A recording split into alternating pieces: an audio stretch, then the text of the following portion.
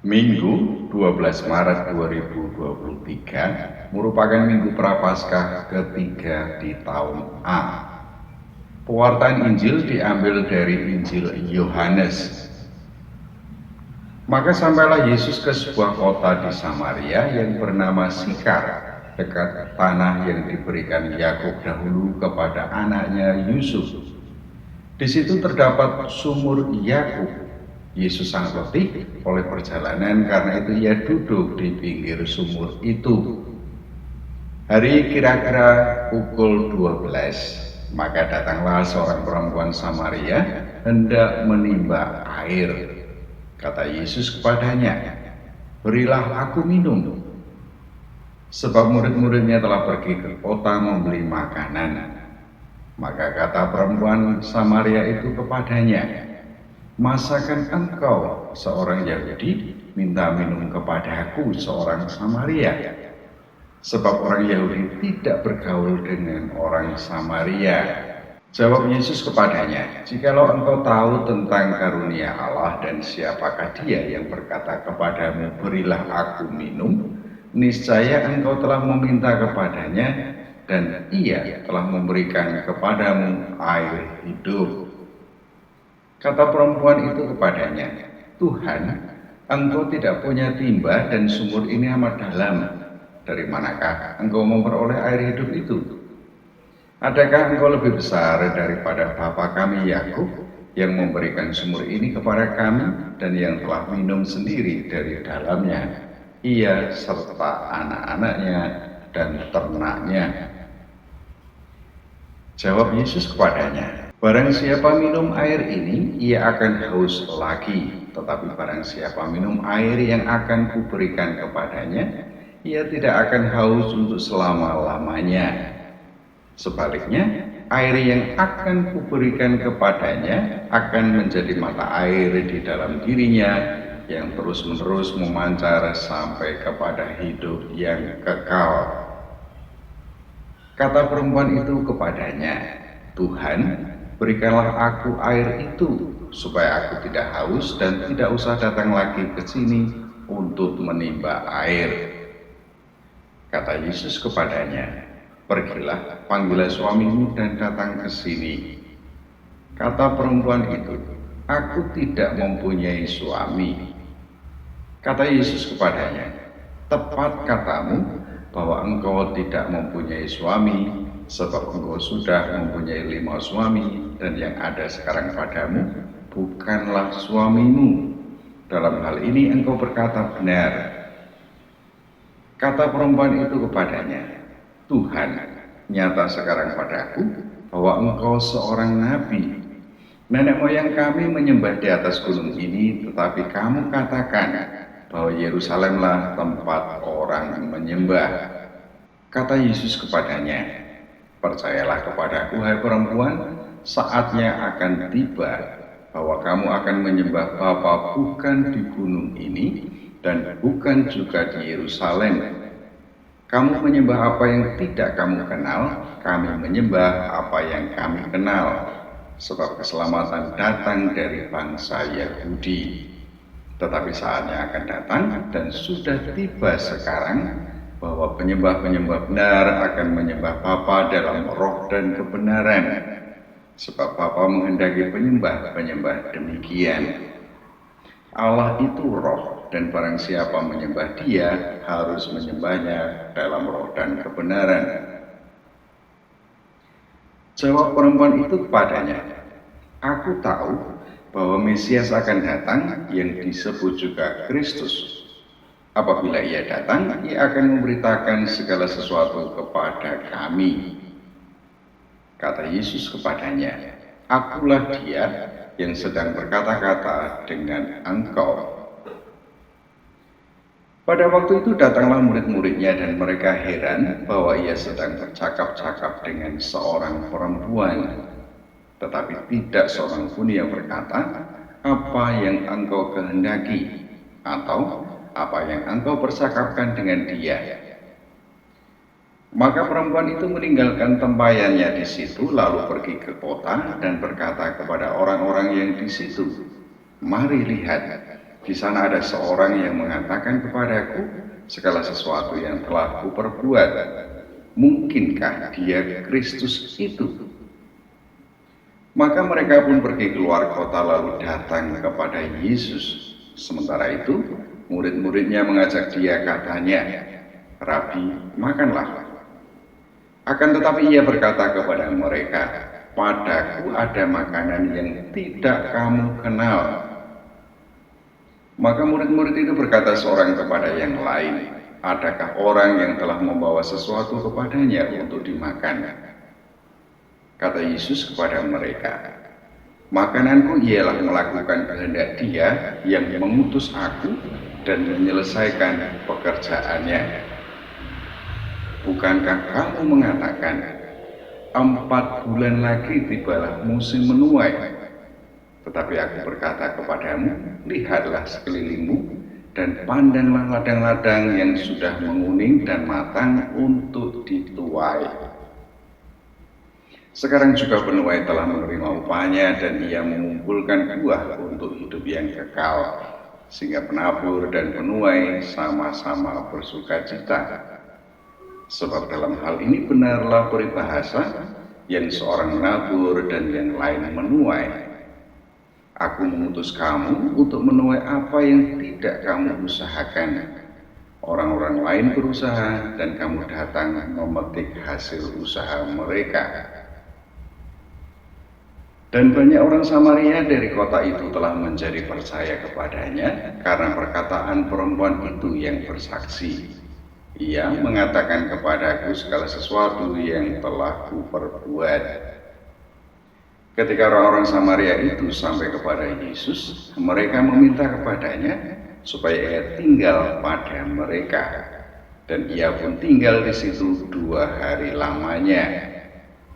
Dan lebih banyak lagi orang yang menjadi percaya karena perkataannya, dan mereka berkata kepada perempuan itu, "Kami percaya, tetapi bukan lagi karena apa yang kau katakan, sebab kami sendiri telah mendengar Dia, dan kami tahu bahwa Dialah benar-benar juru selamat dunia."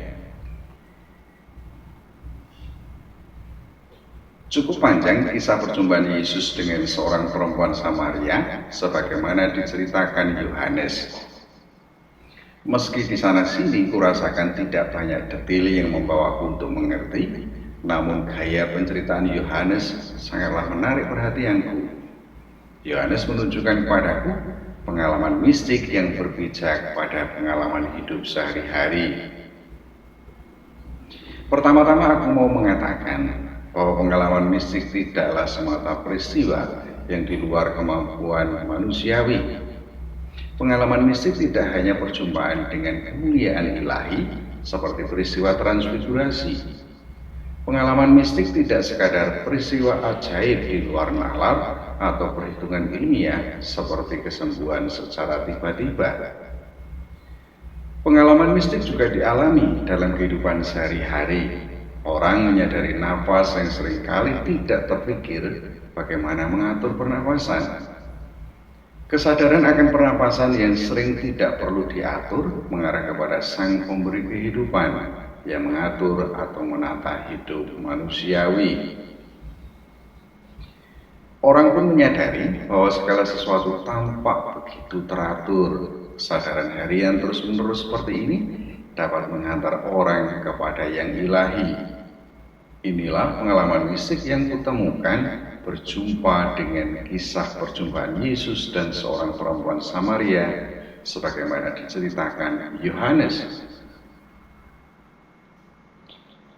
Kiranya tidak ada istimewanya orang mengambil air dari sumur Yakub.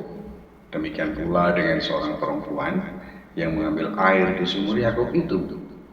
Sudah menjadi pemandangan atau kebiasaan orang dalam masyarakat Samaria pada waktu itu.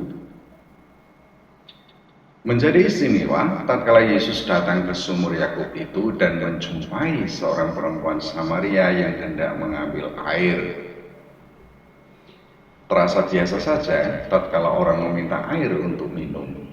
Namun ada hal yang tidak biasa tatkala orang Yahudi seperti Yesus meminta air kepada seorang perempuan Samaria.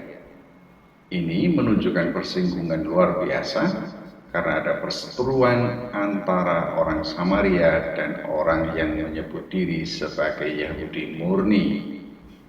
Ini menunjukkan betapa konflik dua kelompok bangsa Israel sejak pembangunan Bait Allah kedua masih begitu keras.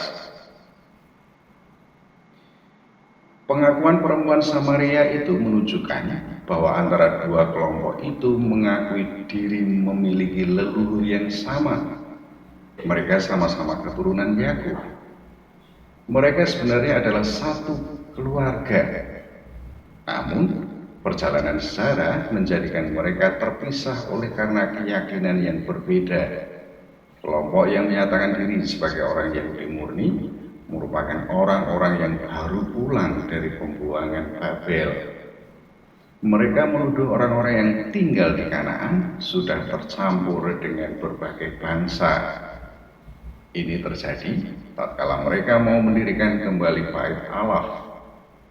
Karena perbedaan begitu tajam, kedua kelompok pun masing-masing mendirikan Bait Allah. Inilah yang melatar belakangi perkataan perempuan itu tentang menyembah Allah di gunung dan atau di Yerusalem. Konflik tajam dan berkepanjangan itu membuat keterpisahan secara sosial. Orang Yahudi tidak diperbolehkan menemui orang Samaria. Oleh karena itu, perempuan Samaria itu pun mempertanyakan Yesus yang meminta air kepadanya. Bagaimana mungkin orang Yahudi meminta bantuan orang Samaria? Aku pikir perjumpaan di sumur Yakub itu tidaklah kebetulan. Perempuan Samaria itu sudah biasa mengambil air dari sumur itu. Sementara itu, Yesus sudah merencanakan perjalanan yang mengharuskan dia melewati wilayah Samaria. Itu berarti bahwa ada inisiatif dari Yesus untuk menjumpai orang-orang Samaria. Dari sini aku berpikir lebih jauh, pengalaman mistik merupakan inisiatif dari Allah. Allah sendiri yang membuka hati pribadi-pribadi manusiawi untuk mencari dan menjumpai dirinya. Allah membuat manusia tertarik kepadanya. Allah memberi anugerah agar manusia mampu menjumpai dirinya.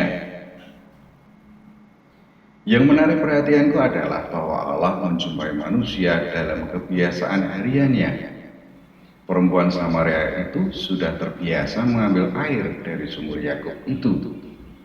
Bagaimana dengan manusia zaman sekarang? Pribadi-pribadi manusiawi sekarang pun terbiasa menjalani hidup sebagai pekerja.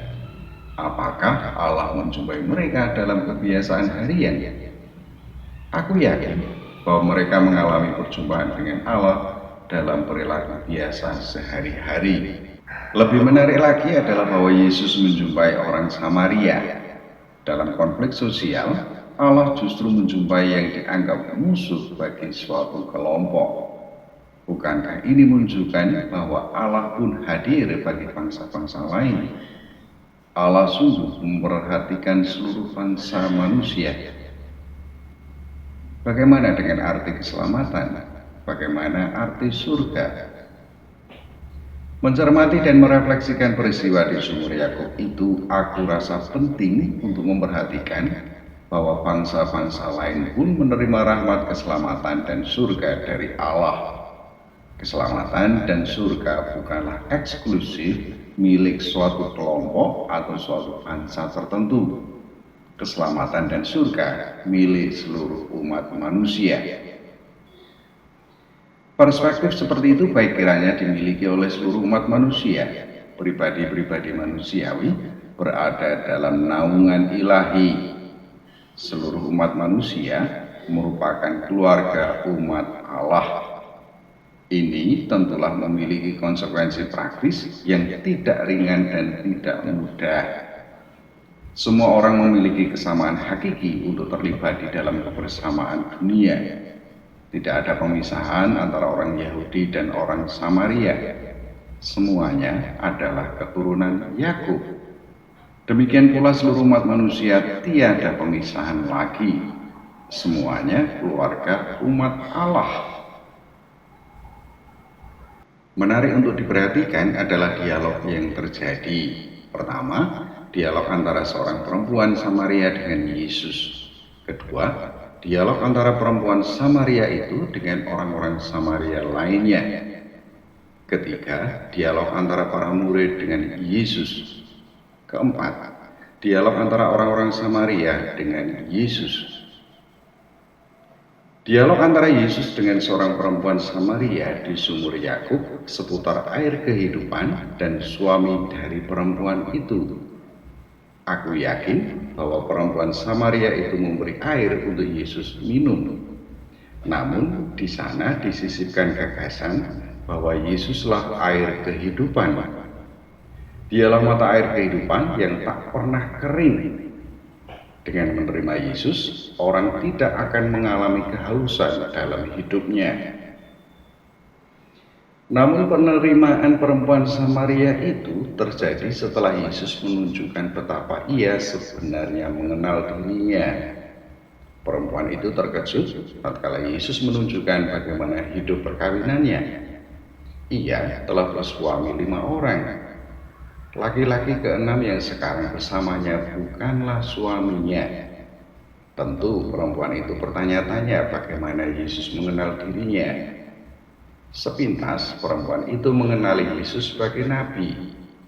Tentulah perempuan itu mewarisi konsep seorang nabi. Yesus menunjukkan tanda-tanda kenabian sehingga ia disebut demikian oleh perempuan Samaria itu. Perempuan Samaria itu pun memiliki keyakinan sebagaimana bangsa Israel tentang kedatangan Mesias. Ia katakan bahwa Mesias akan datang dan akan memberitahukan segala sesuatu. Tanggapan Yesus terhadap keyakinan perempuan ini patutlah diperhatikan. Akulah dia yang sedang berkata-kata dengan engkau. Ini merupakan pernyataan Yesus tentang dirinya. Singkat cerita, Yohanes menceritakan bahwa perempuan Samaria itu pulang setelah para murid datang. Diceritakan bahwa perempuan itu memberitahu orang-orang Samaria tentang Yesus. Ia memberitahu mereka bahwa Yesus mengenal siapa dirinya meski baru pertama kali bertemu. Ia memberitahu mereka bahwa kemungkinan Yesus adalah Mesias, bukan sekadar seorang nabi. Singkat cerita, Yohanes menunjukkan bahwa orang-orang Samaria yang mendengar cerita dari perempuan itu menaruh curiga. Kemungkinan yang kupikirkan adalah bahwa perempuan itu biasa berkata jujur, sehingga memunculkan dorongan untuk membuktikan omongan dia. Singkat cerita, orang-orang Samaria itu mendatangi Yesus, bahkan meminta Yesus untuk tinggal selama beberapa hari. Dialog keempat antara Yesus dan orang-orang Samaria tidak diceritakan secara mendetail oleh Yohanes. Penginjil Yohanes hanya menceritakan bahwa semakin banyak orang percaya kepada Yesus. Orang-orang Samaria itu tidak sekadar percaya oleh karena cerita seorang perempuan yang berjumpa dengan Yesus di sumur Yakub. Mereka percaya karena telah berjumpa sendiri dengan Yesus. Makna yang kutemukan daripadanya adalah bahwa pengalaman mistik perjumpaan dengan Yesus menjadikan seseorang berbagi pengalaman membahagiakan itu kepada semua orang yang ditemuinya. Pembagian pengalaman itu pada akhirnya mempertemukan semakin banyak orang untuk mengalami pengalaman yang sama.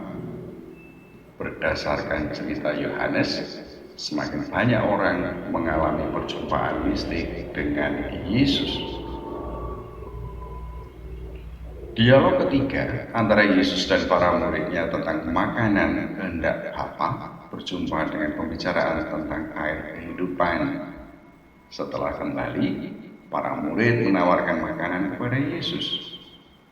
Dijawab Yesus bahwa makanannya adalah melaksanakan kehendak Bapa yang mengutusnya. Berkaitan dengan sabda air kehidupan, aku pikir melaksanakan kehendak Bapa seirama dengan penerimaan akan Yesus. Orang yang percaya kepada Yesus tentulah akan melaksanakan segala kehendak Bapa. Sebagaimana makanan dan minuman vital bagi hidup, demikian pun percaya kepada Yesus menentukan kehidupan seseorang. Belajar dari pengalaman mistik seorang perempuan Samaria, aku mendapati 3 hal pokok yang kiranya bermanfaat bagi kehidupan umat beriman. Yang pertama, perjumpaan dengan Yesus terjadi di dalam kehidupan sehari-hari. Aktivitas harian perempuan Samaria itu mengingatkan aktivitas sehari-hari pribadi manusiawi zaman sekarang. Tidak hanya bekerja menghasilkan uang, pribadi manusiawi zaman sekarang beraktivitas di dalam keluarga. Bagi seorang ibu, pekerjaan rumah tangga biasanya menjadi tanggung jawabnya. Di dalam aktivitas harian seperti ini, adakah ditemukan Yesus? Perjumpaan dengan Yesus jelas membuat perubahan pada diri perempuan Samaria itu. Pagar pemisah antara orang Yahudi dan orang Samaria runtuh karena perjumpaan ini. Batas-batas sosial seperti tingkat ekonomi, suku, dan agama dalam kehidupan masyarakat sekarang ini tentunya juga runtuh oleh karena perjumpaan ilahi. Kabar sukacita tidak hanya diterima oleh bangsa Yahudi, tetapi juga seluruh umat manusia. Bagi umat beriman, sukacita perjumpaan dengan Yesus seharusnya mengalir di dalam kehidupan sehari-hari dan mewujud di dalam kesaksian hidup konkret. Umat beriman tidak dapat menyembunyikan kebahagiaan berjumpa dengan Yesus di hadapan orang lain. Sebagaimana perempuan Samaria itu pada akhirnya membawa banyak orang untuk berjumpa dengan Yesus, demikian halnya dengan umat beriman. Dengan penuh keyakinan iman, umat beriman tentu akan membawa semakin banyak orang untuk berjumpa dengan Yesus. Semoga demikian. Amin.